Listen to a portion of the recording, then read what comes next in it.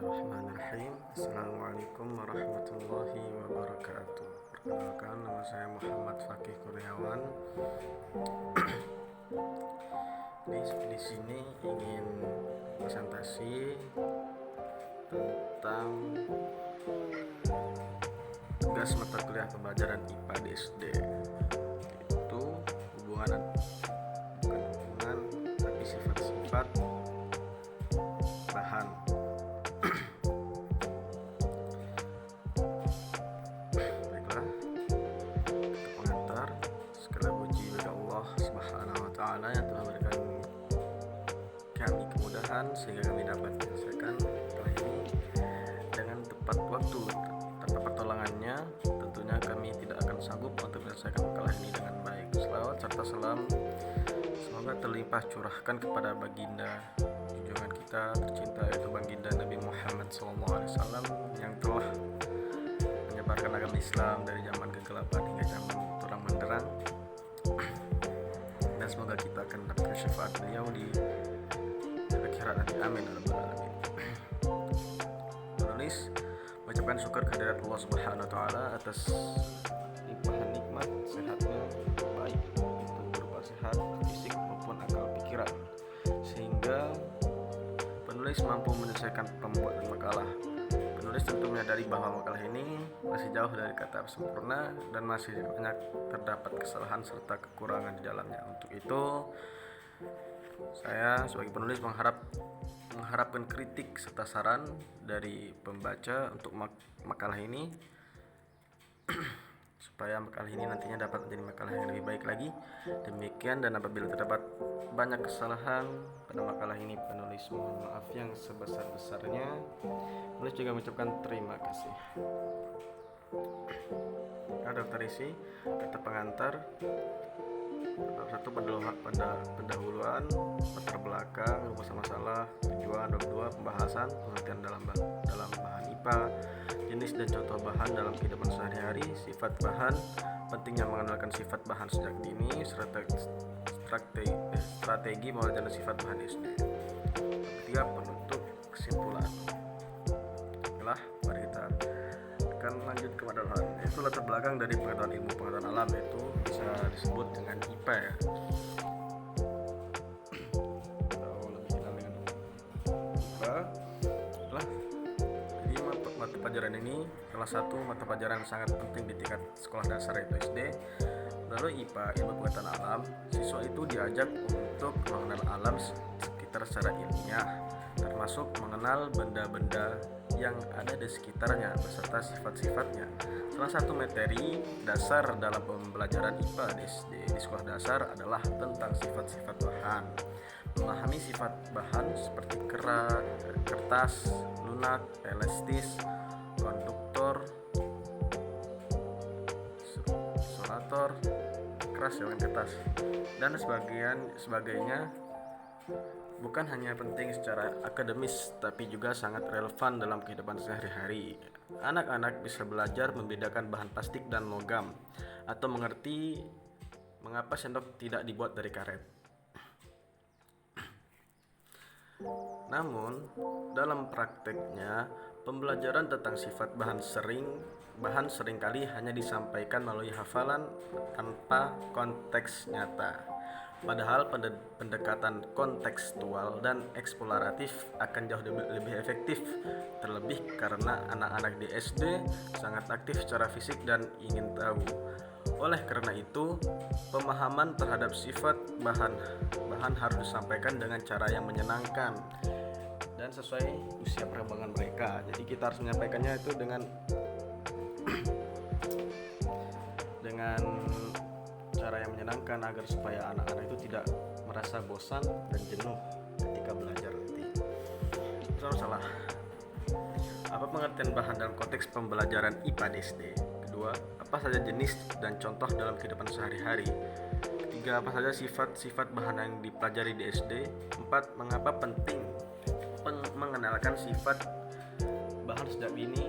5, bagaimana strategi pembelajaran sifat bahan yang efektif di SD? 1. Menjelaskan pengertian bahan dan pembelajaran IPA. 2. Mengidentifikasi jenis dan contoh bahan di sekitar. 3. Menjelaskan sifat-sifat bahan yang umum dipelajari di SD. 4. Menyadarkan pentingnya pembelajaran sifat bahan sejak usia dini. Menyajikan strategi pembelajaran yang menarik dan relevan bagi siswa sekolah dasar. Langsung aja ke bab kedua, yaitu pembahasan. Pengertian bahan dalam IPA atau ilmu pengetahuan alam. Dalam konteks IPA, bahan adalah segala sesuatu yang digunakan untuk membuat suatu benda, seperti sendok tadi yang digunakan oleh besi, logam. Jendela dibuat menggunakan kayu dan kaca dan yang lain-lain. Bahan bisa berupa benda padat, cair, maupun gas, dan setiap jenis bahan memiliki karakteristik atau sifat tertentu yang membuatnya cocok untuk tujuan tertentu. Jenis dan contoh bahan dalam kehidupan sehari-hari. Beberapa jenis bahan yang sering ditemukan antara lain di kehidupan kita sehari-hari yaitu logam seperti besi, aluminium, tembaga. Contohnya penggunaan pada panci, paku, kabel.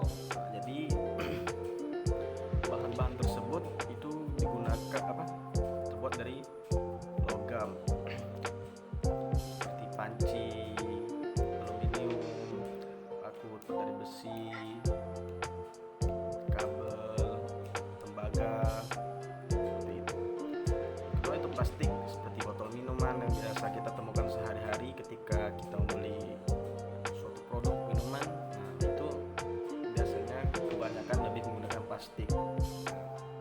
Ember juga termasuk plastik, dan tas kresek atau kresek plastik yang bisa kita gunakan untuk sehari-hari juga. Yang ketiga itu kaca, digunakan untuk jendela, botol, cermin. Jadi botol juga itu termasuk ada yang terbuat dari kaca. Cermin juga terbuat dari kaca. Kayu itu seperti meja, kursi, pegangan sapu. Nah, meja juga kebanyakan itu juga dibuat oleh kayu, terbuat dari kayu. Kursi juga kebanyakan dibuat dari kayu. Pegangan sapu juga terbuat dari kayu. Banyak yang dibuat dari kayu. Cuman ini sebagian dari contohnya saja. Keempat itu karet, ban termasuk karet, ban karet karena mudah terbakar juga ya. Gelang, alas sepatu juga itu terbuat dari karet. Kain seperti pakaian yang saat kita gunakan seperti ini, nah itu terbuat dari kain, tirai, dan tas. Sifat-sifat bahan. Sifat bahan bisa dikelompokkan berdasarkan beberapa aspek. Kekerasan, keras seperti besi, batu atau lunak, kapas, dan lilin. Elastisitas, elastis, karet seperti karet, dan elastis, kayu. Elastis, karet itu yang gampang bergerak. Elastis maksudnya nggak terlalu keras, nggak keras, ringan sih dia, ringan tapi mudah digerakkan. Elastis, kayu itu benda padat, cuman agak dan itu padat cuman masih bisa dibentuk ya. Daya hantar panas dan listrik. Konduktor itu suatu benda untuk menghantarkan panas listrik atau logam, panas listrik. Isonator tidak menghantarkan panas listrik, kayu, plastik. Jadi ketika kayu dan plastik itu tidak menghantarkan panas atau listrik. Jadi ketika ada suatu listrik, ya bisa kita uji coba. Nanti kita bisa uji coba benda-benda yang bisa menghantarkan listrik, benda-benda yang tidak bisa menghantarkan listrik. Salah satunya kayu dan plastik yang tidak bisa menghantarkan listrik, seperti kita lihat, seperti contohnya kabel. Nah, itu kabel bahan luar itu terbuat dari plastik. Karet itu termasuk benda yang tidak bisa menghantarkan listrik, tetapi apabila dibuat tapi dalamnya itu terbuat dari logam. Jadi di situ lah listrik itu bisa dihantarkan. Bentuk dan permukaan. Jadi permukaan itu ada yang kasar, amplas atau halus seperti kaca. Jadi bentuk dan permukaan itu ada yang halus dan kasar. Kelarutan dalam air seperti air yang larut seperti gula dan garam. Nah, itu bisa dilarutkan. Ketika itu yang tidak bisa larut atau tidak bisa menyatu seperti minyak, pasir, minyak ke air tidak bisa nyatu. Dan ke pasir tidak bisa nyatu, tetap terpisah. Transparansi, tembus cahaya. Seperti apa tembus cahaya? Seperti kaca bening yang ada di rumah kita itu bisa menembus cahaya. Dan ada juga yang tidak bisa tembus cahaya, itu kayu, logam. Dia tidak bisa cahaya itu tidak bisa masuk ke dalam kayu dan logam karena dia benda padat. Tidak transparan. Pentingnya mengenalkan sifat bahan sejak dini. Pembelajaran tentang sifat bahan bukan hanya menambah pengetahuan, tetapi juga membantu anak mengembangkan kemampuan observasi dan berpikir kritis. Jadi sangat penting ya melatih keterampilan ilmiah dasar seperti mengklasifikasi dan membandingkan, membentuk pola pikir ilmiah dalam kehidupan sehari-hari seperti memilih bahan yang tepat untuk tujuan tertentu. Ini sangat penting ya sangat penting kita sebagai guru atau sebagai orang tua untuk mengenali bahan-bahan, sifat-sifat bahan kepada anak sejak dini. Karena nanti mereka bisa berpikir kritis, oh ini nanti ketika mereka sudah besar atau mereka dalam keadaan darurat mereka bisa mengatasinya.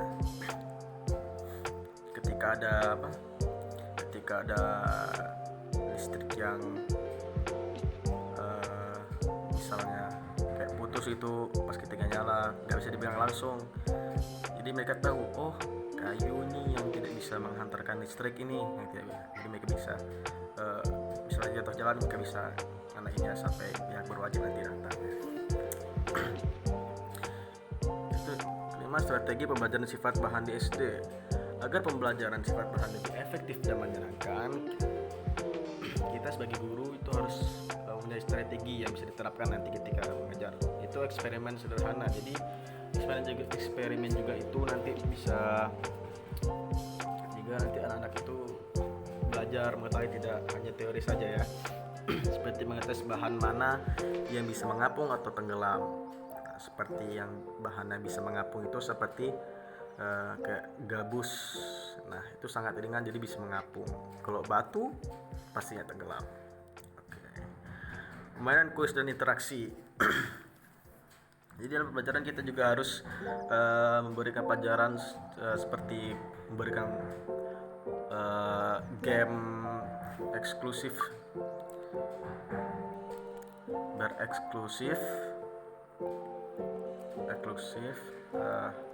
game yang edukatif lah, yang gamenya itu dalamnya itu ada pembelajaran bagi anak-anak nanti ketika bermain. Tapi harus dibatasi, harus diawasi saja, harus diawasi biar mereka tidak ketagihan game. Kalau game belajar sih nggak apa-apa, kecuali game yang aneh-aneh ya. Itu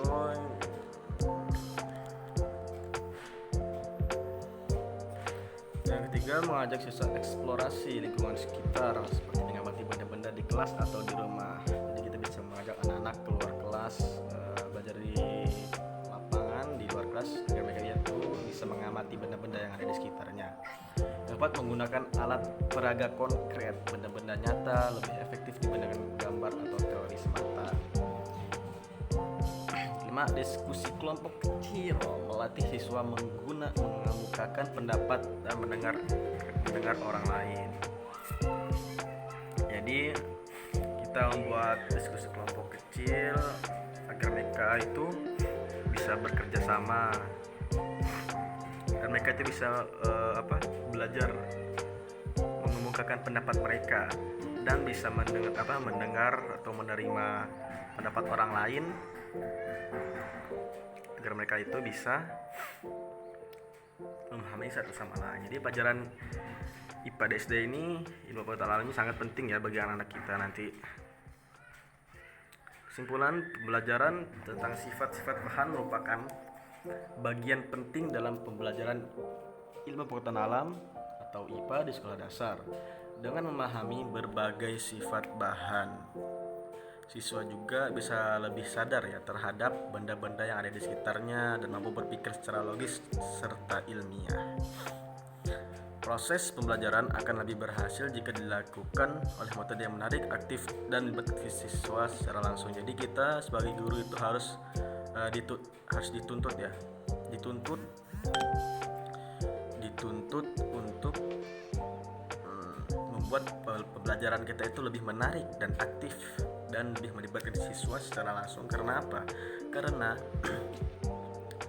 agar anak-anak itu tidak jenuh, tidak bosan, tidak mengantuk. Jadi di lingkungan kelas kita yang sedang kita ajar itu akan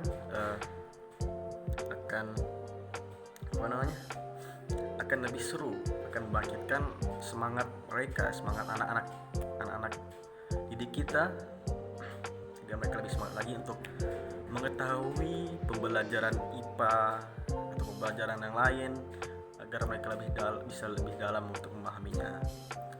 Sekian, terima kasih, kurang lebihnya mohon maaf. Syukron ala husni ihtimamikum. Assalamualaikum warahmatullahi wabarakatuh.